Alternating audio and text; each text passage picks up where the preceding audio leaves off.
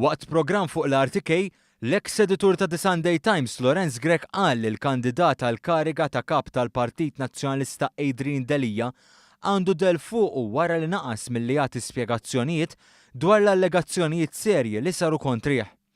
Fl-intervent tiegħu l-eks editur tat-Times qal li Delija għadu ma ċċarax is-sitwazzjoni tiegħu. Ma ninsewx ukoll li l-Dr. Delija għandu del fuqu li dana ġej l-Ethics Committee jew il-Kumitat tal-Etika suġġerixxa li dana jerġa' jaħsibha fuq il-ġismu saw naturalment konvint mis-support li għandu għallhom jiena biex ma importax napaddej imma difatti bqgħu ċerti domandi u għadu ma klirjahomx. Sostna li saħansitra Delija qed iġiba bit-tul biex jippreżenta id-dikjarazzjoni tal-assi tiegħu. Dana ġej biex ngħidlek ħafna proċedura fit-tul biex jgħid id-dikjarazzjoni tal-assi. Dwar il-qagħda finanzjarja tiegħu d-dejn ta' miljuni ta' euro marbut ma' proġett ta' proprjetà f'Għawdex, Lorenz Grech kellu wkoll kliem jibes fil-konfront ta' Delija.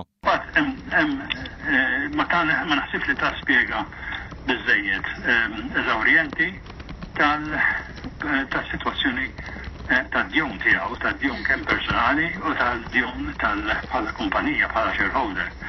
Ġifri daw ħafna domandi. Grech tkellem ukoll dwar l-għażla li għandhom qudiemhom it-tesserati. Issa, frankament, min jgħidlek li ebda wieħed minnhom ma jogħġobni. La wieħed laqgħa ieħor. Dwar jekk il-qasma fil-Partit Nazzjonalista hix se tkun waħda permanenti, qal li jirbaħ min jirbaħ se jsib ma' wiċċu sitwazzjoni li qabbilha ma' konsegwenzi ta' terremot. Rajna membri tal-Parlament jieħdu naħa u oħrajn jieħdu oħra. U anki spiċċaw bit-tajjir, ħafna minnhom ġiħut minnhom qed jitajru bejniethom, ġifieri li mhix ħaġa sabiħa.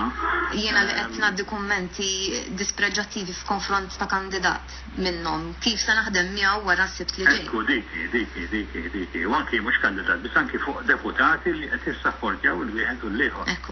Rajna ħafna kummenti hu.